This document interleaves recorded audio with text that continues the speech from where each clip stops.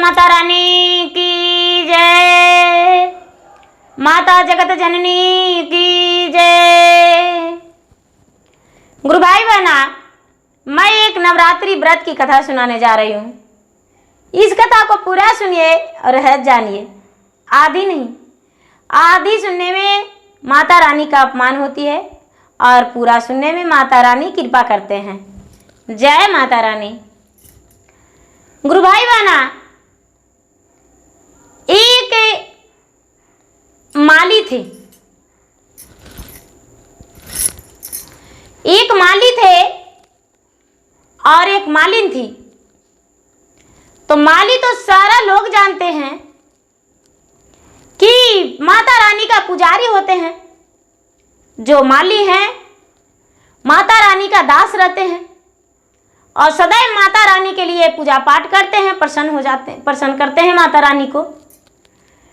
तो वो जो माली और मालिन थे दोनों प्रतिदिन पूजा पाठ करते थे और बिना पूजा पाठ किए हुए वो नहीं रहते थे।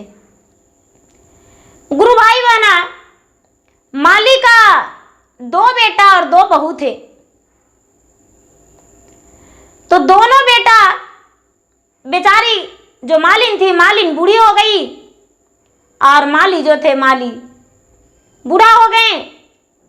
तो माली इस दुनिया से चले गए और मालिन बेचारी अकेली रह गई। माली जब अकेली रह गई तो ये जो दोनों बेटा था, दोनों अपने माता को अलग कर दिया और ये जो बूढ़ी माता थी, माता की चरण की पूजा प्रतिदिन करती थी। इसके पास इसका शरीर का अवस्था कम चुका था, लेकिन फिर भी मालिन पूजा करने को लिए नहीं छोड़ी थी। गुरु भाई बहना, हर साल चाहे तो आश्विन मास की नवरात्र हो या तो चैत मास की नवरात्र हो, दोनों नवरात्र में ये बूढ़ी माता नवरात्र व्रत करती थी और कथा भी सुनती थी और कन्या भोजन भी करवाती थी और हवन पाठ भी करवाती थी। गुरु भाई बहना, इनका जो दोनों बहुएं इसे एक अन्न भी नहीं देती और ना ही एक फूटी कौड़ी। बेचारी मालिन क्या करती, बाग बगीचा से फूल लाकर और बेच के अपना प्रतिपाल करती थी। लेकिन बेटा और बहू दोनों बाग बगीचा भी नहीं जाने देने लगे। तो बेचारी क्या करती, घर घर में मांगने लगी और घर घर में मांग के अपना प्रतिपाल करने लगी। अब जब मांगने लगी तो इसके पास पैसा तो कम हो गया। अब कहती है कि माता रानी का पूजा भी करना है, नवरात्र में भी रहना है, मैं तो 9 दिन उपवास में रहता हूं। एक ही समय सिर्फ फल का भोजन करते हैं, मैं करूं तो क्या करूं और माता रानी का पूजा पूरा हम कैसे करेंगे। ये तो लगता है कि मुझसे माता रानी परीक्षा ही ले रहे हैं। अब मैं क्या करूं। गुरु भाई बहना, ये मालिन जो थी, मालिन इनके ना अवस्था होते हुए भी मांग के घर घर और माता रानी के मंदिर जाती थी और माँ दुर्गा के नवरात्र पाठ में लग गई। 9 दिन जो थे, 9 दिन कोई मांगने के लिए नहीं सोची, थोड़ा सा जमा पूंजी कर ली और थोड़ी प्रसाद ले लेती, फूल ले लेती, जल ले लेती और माता रानी के चरण में जाकर और धूप दीप कर दिया करती और कथा सुनकर अपना घर आ जाती और इसके बाद जो भी रहता ये भोजन कर लेती। या तो 1 गिलास क्यों ना गुड़ का शरबत ही ले लेती, लेकिन उसी से अपना पूरा करने लगी। गुरु भाई बहना, अब दोनों बहू जो थी, देवरानी जेठानी, इनकी दोनों बड़ी बहू और छोटी बहू, तो आपस में बात करती है कि सुनो, इतना हम लोग उपाय किए लेकिन फिर भी ये बुढ़िया नहीं मरी और नहीं कहीं गई। ऐसा करो, हर साल नवरात्रि में कन्याकुमारी का भोजन करवाती है। चलो हम प्यार से कहते हैं कि माता जी आज तो अष्टमी हो गया, कल नवमी का दिन है, तो आप कन्या भोजन कब करवाइएगा, आज करवाइएगा या कल, क्या कहते हैं? यदि कन्या भोजन करवाने को लिए कहेंगे तो हम बोलेंगे कि आपके भोजन बनाने से जरूरत नहीं, हम गाय का दूध का प्रबंध कर दिए हैं और चावल का भी और गुड़ का भी हम भोजन बना देंगे और आप भोजन करवा दीजिएगा कन्या भोजन। तो देवरानी बोलती है, छोटी बहू बोलती है कि दीदी इतना खर्च हम उनके पे नहीं कर सकता हूं। बोले चलो, तो गुरु भाई बहना दोनों देवरानी जेठानी, छोटी बहू और बड़ी बहू अपने सास के पास गई और सास के पास जाकर कहती है कि माता जी आपसे कुछ मुझे कहना है। बेचारी सास जो थी बड़े लालायित प्रसन्न हो गई और सोचती है कि चलो आज बड़े प्रेम से दोनों बहुएं आई है, माता रानी का कृपा है, इसीलिए दोनों आई है। गुरु भाई बहना सास हंसकर बोली, बोलो बेटी क्या कहने आई हो? बहू बोली, माता जी आप कन्या भोजन अष्टमी को कराइएगा या नवमी को? बूढ़ी माँ बेचारी मालिन बोली, बेटी हर बार तो नवमी के दिन करवाता हूं हवन करा लेने के बाद। बोले माता जी क्या पूजा का सामग्री आप ले आए हैं? हाँ बेटी ले आया हूं। माता जी आप तो पूरे 9 दिन का उपवास में है। मालिन बोली हाँ। सास उसकी हाँ बेटी 9 दिन का उपवास में हूं। माता जी कन्या का भोजन क्या हम प्रेम पूर्वक बना सकते हैं? खुशी खुशी बेचारी सास कहती है कि हाँ बना देना। बोले ठीक है। गुरु भाई बहना नवमी के दिन बेचारी बूढ़ी माता मन ही मन खुश है कि चलो मेरा बहुआ 9 कन्या के भोजन बनाकर देगी और प्रेम पूर्वक हम भोजन करवा देंगे। गुरु भाई बहना अब क्या की कि बहू ने भोजन बनाने लगी और भोजन बनाकर और आधी भोजन अलग करके और आधी भोजन में जहर डाल दी। आधी भोजन अलग कर ली और आधी भोजन में जहर डाल दी और जहर डाल के ढक के रख दी और आधी भोजन अलग करके ढक के रख दी, जो कि बूढ़ी माता को पता नहीं था। और जाकर बोली कि माता जी कन्या को ज्योनार के लिए मैंने भोजन बना दिया हूं, आप ज्योनार का तैयारी कर लीजिए। सास बोली हाँ बेटी हवन तो हो गया है, कन्या का भोजन तो करा ही देंगे। गुरु भाई बहना अब दुर्गा माता सोचते हैं कि आज तो बुढ़िया का गांव का लोग मार ही डालेंगे। बहू ने उसका इतना हेरा फेरी की है, रसोई में जहर डाल दी है, आज तो बहुत बड़ा अनर्थ हो जाएगा और मेरा भक्त का परीक्षा आज असफल रहेगा और मेरा भक्त का आज लोग जान मार देंगे और मेरा पूजा कौन करेगा? नवरात्रि के दिन 9 कन्या के भोजन कराने को लिए कोई भी अपने कन्या को नहीं भेजेंगे।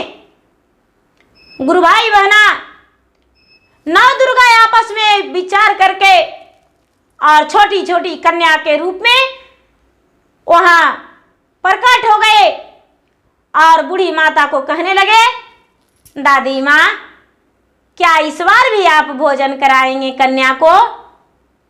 बेचारी मालिन बूढ़ी कहती है हाँ बिटिया इस बार भी भोजन कराएंगे।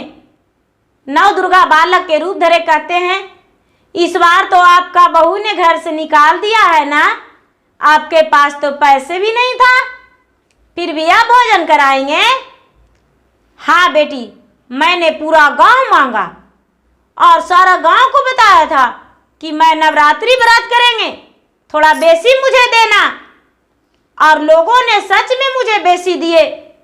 मैंने पूजा का पूरा नवरात्रि व्रत में नए वस्त्र भी लाया हूँ माँ के लिए, और आप सबको लिए भी लाया हूँ, नौकन्या के वस्त्र लाया हूँ, पूरा श्रृंगार खिलौना सब कुछ लाया हूँ। बोले ऐसा? तो हाँ। बोले ठीक है, अब हम लोग का जमा दीजिए, दूसरे को मत जमाइएगा। मैं तो बार बार आपके पास आता हूँ जेमने के लिए। बूढ़ी माता बेचारी मालिन जो थी खुश होकर और बोली कि हाँ हाँ, आप तो खुद से चलकर मेरे पास आए हैं, मुझे गांव में खोजने भी नहीं जाना पड़ा। तो भला आपको नहीं जमाएंगे तो किसे जमाएंगे? गुरु भाई बहना हवन के बाद नौ कन्या के भोजन माता जो मालिन थी बैठा दिए, लेकिन भेष बदला हुआ माता एक कन्या का रूप में वहां विराजमान हो गए और जहर डाला हुआ खीर माता का परसा गया। बेचारी बुढ़िया अपने हाथों से खीर परोस दी और खीर पूरी परोस दी। माता ने हंसते हंसते बड़े प्रेम से खीर को खा लिए और दोनों बहुएं मन ही मन मुस्क रही है कि चलो आज मेरा सास का तो पूरा गांव का लोग मार चूर के चटनी बना देंगे, इसे तो गांव से निकाल देंगे, गांव में भी लोग नहीं रहने देंगे और इसका तो हड्डी का भी आज पता नहीं रहेगा। बड़ा नवरात्रि व्रत करती है, बड़ा सती सावित्री बनती है, बड़ा देवी माँ रटती है। चलो हम भी पूजा करते हैं, लेकिन ये नहीं इतना भीख मांग के पूजा करती है। चलो चलो आज पता चलेगा।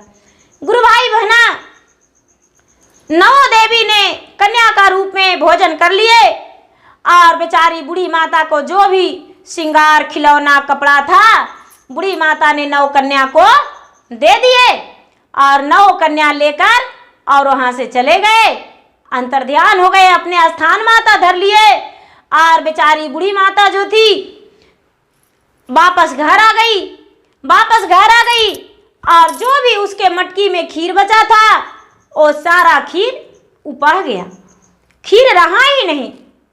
बूढ़ी माँ सोची अरे खीर तो थोड़ा सा बचा था, लेकिन इसमें तो बचा ही नहीं है, खीर खत्म हो गया। बूढ़ी माता भी उस खीर को नहीं खाई, पूड़ी को नहीं खाई और खीर खत्म हो गया, पूड़ी खत्म हो गया। गुरु भाई बहना जब बेचारी घर आई तो बहू सोचती है अब गांव वाला लोग हल्ला करेंगे कि मेरा बेटी मर गया, अब हल्ला करेंगे। लेकिन गुरु भाई बहना कोई नहीं हल्ला किया और दोनों बहू के बेटा और बेटी जो खीर छुपा के इन लोगों ने रख दिया था वो खीर अपने बच्चे को दिया और दोनों का बच्चा सोया का सोया रह गया। सवेरा उठते ही गुरु भाई बहना उसका बच्चा नहीं उठा, दोनों बहू का बच्चा नहीं उठा। माँ भी उठ गई, पिताजी भी उसको उठ गए, बेचारी बूढ़ी माता भी उठ गई, लेकिन उसका बच्चा नहीं उठा। बेटा बेटी जो भी था खीर खा के सोया, जागा नहीं। गुरु भाई बहना सवेरा उठा तो सवेरे उठते ही बहू इंतजार में है कि कोई लोग गांव में तो रो ही नहीं रहे हैं, किसी का तो रोने का आवाज ही नहीं है, आपस में बात करती है। लेकिन गुरु भाई बहना जब अपने बच्चे को उठाने गई है तो चिल्ला चिल्ला के खुद को रोने लगी कि मेरा बच्चा सोया का सोया रह गया। गुरु भाई बहना अब बुढ़िया को दोष देने लगी कि तूने नवरात्रि व्रत किया और मेरे बच्चे का जहर दे दिया। बेचारी बुढ़िया बोली और सारा लोग गांव के कहने लगे कि इतना बड़ा अपने सास पे इल्जाम मत लगाओ, तूने तो उस रसोई बनाकर और मंदिर के पास ले गया और वहां पे कन्याकुमारी का भोजन करवाया, तुम्हारी सास ने अपने हाथों से भोजन करवाया, लेकिन खीर तो तूने ही ले गई थी। सारा लोग गांव के टूट पड़े और दोनों पुत्र को भी उनका और दोनों बहुओं को भी सारा लोग झुझलाने लगे। अब गुरु भाई बहना उन दोनों के हाथ में कुछ नहीं रहा, दोनों का बच्चे इस दुनिया से चल बसे थे। अब दोनों हाय हाय करके छाती पीटने लगे और कहने लगे कि हे माता रानी मुझे माफ कर दो, मैंने तो इस बुढ़िया के मरने के लिए खीर में जहर डाला था कि बुढ़िया खाएगी खुद से और कन्या का भोजन कराएगी तो कन्या भी मर जाएगी और बुढ़िया भी मर जाएगी और लोग भी इसे मार देंगे। लेकिन लोगों नहीं मरे, कन्या नहीं मरी और इस बुढ़िया भी नहीं, और मेरा बेटा और बेटी जो हम खीर छुपा के रखे थे उसी को खाने में ऐसे हो गया। अब अपने आप बकने लगी। जब अपने आप बकने लगी सारा लोग थू थू छी छी करने लगे और कहने लगे कि राम राम छी छी, एक ऐसी थी जो अपने ही सास के भोजन में जहर डाल दी थी और उसमें 9 देवी के भोजन में जहर डाली थी, जो देवी का रूप एक बालक होता है उसके भोजन में। हे भगवान, ऐसा बहू किसी को मत देना। सारा गांव दांत उंगली दबाने लगे और सर पे पीटने लगे सर को। गुरु भाई बहना बुढ़िया ने दौड़ी दौड़ी माता के चरण में गई और माता के चरण में जाकर कहती है, हे माता, आखिर चाहे उन लोगों ने जो करे है तो मेरा ही बेटा, मेरा ही बहू। बड़े मुश्किलों से मैंने उसे पाला पोसा माँ, मुझे देखे या नहीं देखे। हे माता, मेरा पोता पोती का जीवन दान दे दो माँ, उसका जीवन लौट जाए माँ। हे माता, मैं आपका चरण में पाँव पड़ता हूँ, हाथ जोड़ता हूँ, विनती करता हूँ। हे माता, मेरा बहुओं को क्षमा कर दे और मेरा पोता पोतिया का जीवन लौटा दे माँ, लौटा दे। गुरु भाई बहना बेचारी बुढ़िया दया के भीख मांगने लगी। सारा लोग चकित कहने लगे कि प्रतिदिन बुढ़िया को मारते पीटते थे इन लोगों ने, प्रतिदिन इसे कितना झुझलाते थे, लेकिन आज दया के भगवान से भीख मांग रही है। गुरु भाई बहना माता ने एक बुढ़िया के रूप धारण करके इस बुढ़िया के पास आए और कहने लगे, क्या हुआ बहन जी, क्यों आप इतने बिलट रहे हैं इस मंदिर में? मैं पूजा करने आया हूं, मुझे पूजा करने दो प्रेम से। बेचारी मालिन कहती है, नहीं बहन जी, मेरा पोता सोया का सोया रह गया है, मेरा पोती। मैंने माता से आज दया के भीख मांगने आया हूं, मेरा पोता पोती को जिला दे। बेचारी बुढ़िया ने चुटकी भर राख उठा के और दे दी और बोली, लो बहन जी, जा अपने पोता पोती को लगा देना और प्रेम पूर्वक मुझे पूजा पाठ करने दो। गुरु भाई बहना मालिन ने राख लेते ही और पोता पोती को लगाया। पोता पोती उठ के बैठ गया। मालिन दौड़ के मंदिर गई, क्यों लगता है स्वयं देवी माता थे, कोई पुजारी हुआ नहीं थे, मेरा पोता पोती जी गया। लेकिन गुरु भाई बहना जब तक देर हो गया था, माता रानी अंतर ध्यान हो गए थे। माता रानी दोबारा दर्शन बुढ़िया को नहीं दिए। गुरु भाई बहना अब माता रानी दर्शन फिर कहा, दोबारा दर्शन नहीं दिए तो बुढ़िया अपने सबसे कहने लगी चिल्ला के चीख के कि मैं तो उस नौकन्या को भी नहीं पहचानता था जो मेरा भोजन जेमा, और इसे भी नहीं पहचान पाया, लेकिन वह स्वयं माता रानी थे। हे माता, मुझसे बहुत बड़ा भूल हो गया कि हम आपको पहचान नहीं पाए और आपने मुझे इस समय दर्शन दिए। हे माता, मुझे क्षमा करना और मुझ जैसी भक्त को रक्षा करना। हे माता, अब मैं यही चाहती हूँ कि आपका चरण का दास बन जाऊं सदा के लिए और मैं इस दुनिया से चला जाऊं। हे माता, मुझ पे बस अपना कृपा बरसा दो कि मैं आपका चरण का दास बना रहूं और इस दुनिया से चला जाऊं। गुरु भाई बहना यही दया मांगी, यही विनती की और कुछ ही समय बाद बुढ़िया का इस दुनिया से शरीर का त्याग हो गया और बुढ़िया परलोक सिधार गई। तो गुरु भाई बहना उसके बहू का जो सोच था वही हुआ, लेकिन जो बुढ़िया चाहती थी वो हुआ, जो बहू चाहती थी वो नहीं हुआ। बहू का सोच था कि इस तरह से मरे, लेकिन बुढ़िया ने अपने इच्छा से अपना प्राण त्यागी और माता को चरण के दास बन गई। तो गुरु भाई बहना, मेरा वीडियो अच्छा लगे तो इसे लाइक कीजिए, शेयर कीजिए, सब्सक्राइब कीजिए। और मैं इंस्टाग्राम पे भी हूँ, मैं फेसबुक पे भी हूँ, मेरा फेसबुक पे फॉलो कीजिए, लाइक कीजिए, शेयर कीजिए।